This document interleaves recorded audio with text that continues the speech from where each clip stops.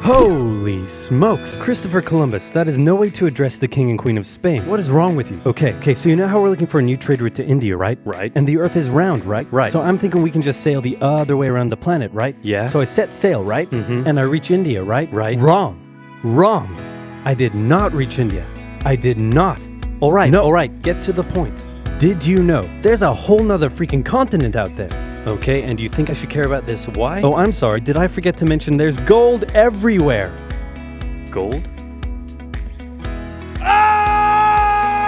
Columbus landed in Central America in October 1492, and he had the time of his life. And by that I mean he went on a huge theft and murder spree. He stole gold, jewelry, people, and a hammock. And then he returned to show off all of his riches, including a few previously undiscovered items, such as tobacco, the pineapple, turkeys, and a hammock. Now I know what you're thinking, but oversimplified, Columbus didn't discover America, the Vikings did. And you'd be partially right. In the 11th century, Leif Erikson was the first European to land in America. But hey, if you love Vikings so much, then why don't you check out today's sponsor? Vikings War of Clans is a mobile game that was inspired by the famous strategy and RPG games of the 90s like Age of Empires and Civilization. Do you like building cities, collecting resources, training armies, joining a clan, and going to war? Then my friends, Vikings War of Clans is for you. And what makes its world so addictive is that more than 20 million online players are constantly changing the way the game evolves by never-ending fighting over resources, forging new alliances, and competing in live events. Support my channel by downloading Vikings for free, only from my links in the description box below, and get the special bonus of 200 gold coins and a protective shield. Don't forget to look me up and join my Vikings clan under my nickname, OverSimplified. Now where was I? Oh yeah, Columbus, time of his life, hammock. And suddenly the race was on to explore and conquer the New World. After a couple centuries of warring with the natives and each other, the European powers had claimed quite a lot of land, including this area, which both the English and the French claimed as theirs. One day the French said, I'm gonna build some forts along here, and the English were like, could you not? And the French said, sorry, but no, I could not. And they went ahead and built their forts, which pissed off the English, so they sent an up-and-coming British lieutenant colonel by the name of George Washington with a combined force of British troops and Native Americans. After a short battle, the French commander said, all right, we surrender. Okay boys, pack it up, there's surrender.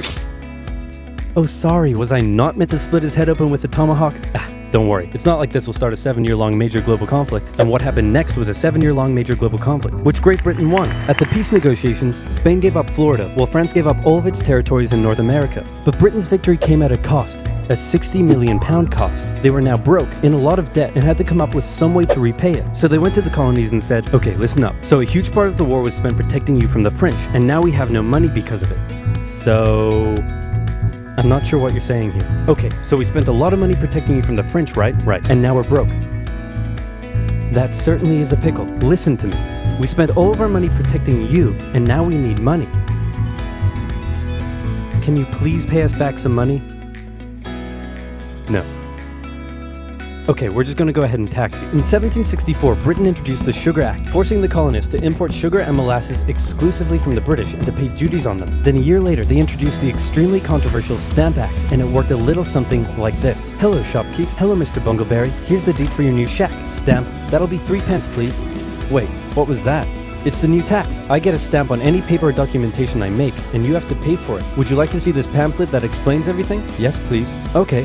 Stamp. 2 pence, please. This is awful. You know what? Just give me a deck of cards so I can go gamble my pain away. Okay. No. Don't do it. Damn. Obviously, the colonists were like, hey my dudes, this new tax legislation right here, this is BS. Until now, they had enjoyed relative freedom to rule themselves, and now suddenly Britain was asserting its control. They were especially unhappy because they didn't have any representatives in the parliament that was levying taxes on them. So they protested. Orators gave fiery speeches. British goods were boycotted, and anyone loyal to the British found themselves increasingly harassed. The whole thing actually began to take quite a toll on British business, and after just a couple years, the British were forced to repeal the Stamp Act. But we still desperately need money. What should we do? We could try taxing the colonies. Great idea. Wait, didn't we literally just try that and it failed miserably? Man, look at me. I look fabulous. Have you ever seen such a handsome boy? No siree, Georgie. No way. You're the handsomest, smartest, most popular king that ever lived, and everybody likes you. You're doing such a good job. Your Majesty? Oh, you're still here. Get the hell out. So in 1766, the British made a declaration saying, we can do what we want because we're in charge and you can all go suck it. Then they levied a whole bunch of new taxes on the Americans via import duties. Glass? There's a tax for that. Lead? There's a tax for that. Paper? Tea? Oil?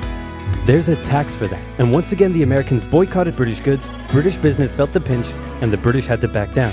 Alright, this is ridiculous. They're my colonies and I have to be able to assert my control. Repeal all the new taxes except for the one on tea. Also send 1,000 troops to Boston to take control. Oh, and make the colonists pay for them. And as British troops arrived, the tension in Boston was palpable. You could cut it with a knife, and it was all about to come to a head. On March 5th, a band of local patriots began heckling a British guard at the customs house. More and more Americans joined in the heckling, while more British troops turned up in support of their comrade. Snowballs were thrown at the British. The snowballs turned to rocks, the rocks to oyster shells. The soldiers, outnumbered, panicked. One thing leads to another, and you can see where this is going.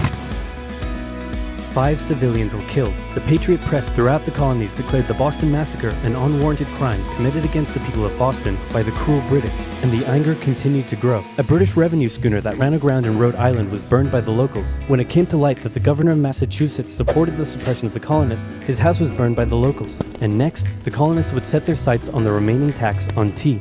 On December 16, 1773, a band of patriots known as the Sons of Liberty disguised themselves as Native Americans, marched down to Boston Harbor, boarded a British merchant ship loaded with tea, and in front of thousands of spectators, threw nearly 10,000 pounds worth of tea overboard. The British were disgusted, and they punished Massachusetts with a vengeance. They dissolved its General Assembly, revoked their charter, and sent 3,000 more troops to occupy the city, meaning Boston and Massachusetts were now essentially under the direct rule of Great Britain. And oh boy, were the people pissed. The other colonies saw what was happening and worried they might be next. So they called a brain trust to decide what to do. 56 delegates from 12 colonies gathered and met in Philadelphia at the First Continental Congress, and the roll call read like a who's who of America's finest thinkers. I'm talking lawyers extraordinaire Johnny A and Johnny J, experienced military commander George Washington, businessman and future alcoholic beverage Samuel Adams, fiery orator Patty H, guy who married a rich lady, Big J. Dickinson. And while they weren't present at the first Congress, soon names like James Madison, Benjamin Franklin, Thomas Jefferson, and much later Alexander Hamilton would all serve time in the Continental Congress. The question now, though, was what to do about the British. After much bitter debate and disagreement, they eventually agreed on an amazing solution. They would simply ask the British to stop. Can you stop? No, it didn't work. Okay, then tell the local militias to start arming and be ready at a minute's notice. And across the colonies, these Minutemen stood ready for the beginning of the American Revolutionary War. Now, having your colonies in open rebellion is one thing. Once they start arming themselves, that's when it really hits the fan. So British General Thomas Gage ordered 700 troops from Boston out into the rebel-controlled Massachusetts countryside to destroy stores of arms and ammunition held by the rebels in Concord. The British set out in the middle of the night. Patriots including Paul Revere rode ahead to warn that the British were coming, giving the rebels time to prepare. The two sides met in Lexington as the sun began to rise. They faced off against each other, and in the confusion, somebody shot first. The shot heard around the world marked the beginning of the American War of Independence. The rebels were outnumbered and had to fall back to Concord as the British split up to search for rebel supplies. However, more and more Patriot rebels kept showing up, and this time it was the British who were outnumbered as more fighting kicked off in Concord. The most professional army in the world was forced to flee back to Boston at the hands of local, poorly trained militiamen, and all along the British route back to Boston, Patriot rebels continued to gather and open fire on the retreating British. When the British reached Boston, the rebel militias surrounded them. Boston and the British were now under siege as small land and naval skirmishes continued around the city. And the British would suffer another embarrassing blow, this time in upstate New York. Colonel Benedict Arnold concocted a plan to take the British stronghold Fort Ticonderoga, which held a large amount of guns and ammunition. He set off towards the fort alone, hoping to recruit men along the way, when he came across the Green Mountain Boys, led by Ethan Allen, who, as it turned out, had the exact same plan he did.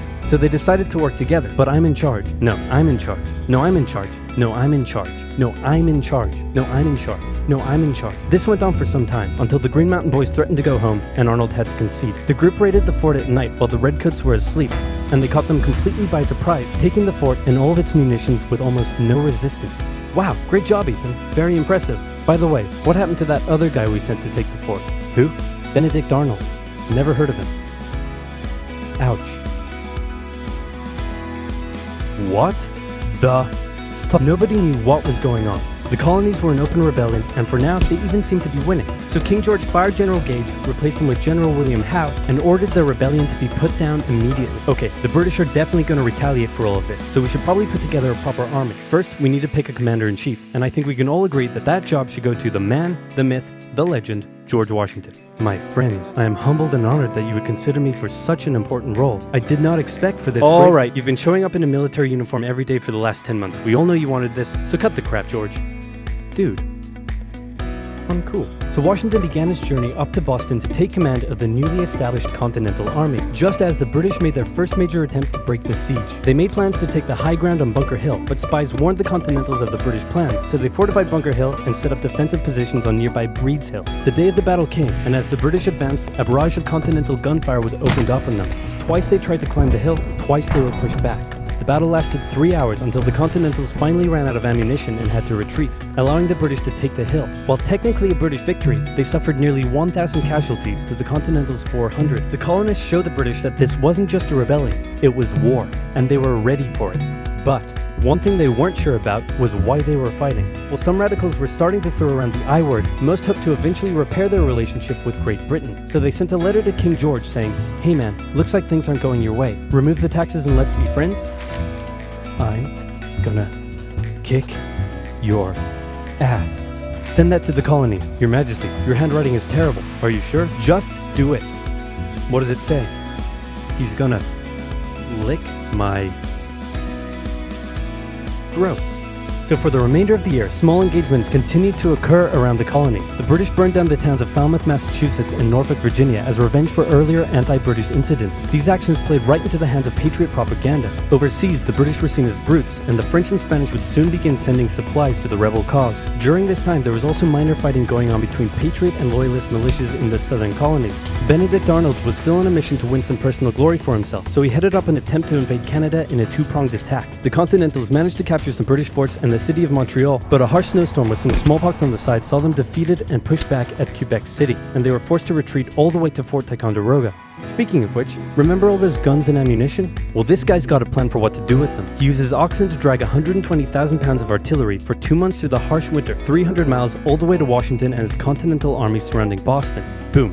Washington's got himself some big guns, which is fortunate because up until now his army had been suffering through the cold winter, not knowing when the siege would end. Now, they could make a move. Washington wanted to launch a full assault on the city, but his junior officers felt the British were too fortified, and to his credit, Washington was great at hearing and taking on board the ideas of others. Instead, the Continentals worked through the night setting the guns up on Dorchester Heights, overlooking the city, and when dawn broke and the British saw the guns, they knew they were toast. Their positions were completely exposed. It was checkmate. They had no choice but to abandon the city. 120 ships carried 9,000 redcoats and 2,000 loyalists away to an unknown fate, and Washington had his first victory of the war. Washington then moved his army to New York, knowing that when the British returned, they would probably land there. In the meantime, a friendly-looking old man by the name of Thomas Paine had written and published a pamphlet called Common Sense, in which he advocated for total independence from Great Britain. It spread across the colonies like wildfire, and to this day remains the best-selling title in America. It was read aloud in taverns and meeting halls, and brought the idea of independence into the mainstream. Congress began to seriously consider the idea. Thomas Jefferson was selected to write up an official Declaration of Independence, and he went hard, writing that all men are created equal, with certain inalienable rights, including life, liberty, and the pursuit of happiness. Of course, Jefferson had over 100 slaves, but we don't have to talk about that. On the 2nd of July, Congress voted unanimously in favor of independence, and John Adams declared that the 2nd of July would go down as the most remembered day in American history. Then a couple days later, independence actually came into effect. The United States of America was born. There was no turning back now. The Americans tore down a statue of King George in New York and melted him down into 42,000 musket balls. To the British, it was treason, and if the king had his way, Washington and all of Congress would be hung. Speaking of the British, guess who's back? The king sent an intimidating force of 130 warships and 25,000 men to New York. Washington knew that taking on the most powerful military in the world wouldn't be easy. The British set up camp on Staten Island as the Americans dug into defensive positions around Brooklyn Heights, waiting for an attack to come. But the British just waited, wearing down their opponent's nerve while building their own strength. At one point, they launched a big scary artillery barrage and then said, you know, if I was you right now, I'd probably sue for peace. But Washington told them to shove it. The Americans kept holding out for what was coming, and when they finally hit, they hit hard. 15,000 British troops approached the American position, and the two sides fired on each other in massive rows. But what the Americans didn't realize was they were only fighting a decoy. The main British force was going around to flank the Americans from behind, and when they arrived, they inflicted heavy casualties. The Americans panicked and retreated back to Brooklyn Heights, where they then found themselves trapped between the British army and the river. It looked as though the war was already lost, but luckily, instead of attacking, the British decided to dig in for a siege, and then a thick fog set in, allowing Washington's army to escape across the river unimpeded. The British continued to chase and engage the Americans up Manhattan, and the Americans suffered defeat after defeat after defeat. It was a disaster. Washington's leadership was called into question, as thousands of American POWs were left to rot as traitors. Washington's army fled through New Jersey all the way down to Pennsylvania. Rarely had an army been so badly beaten yet survived to fight another day.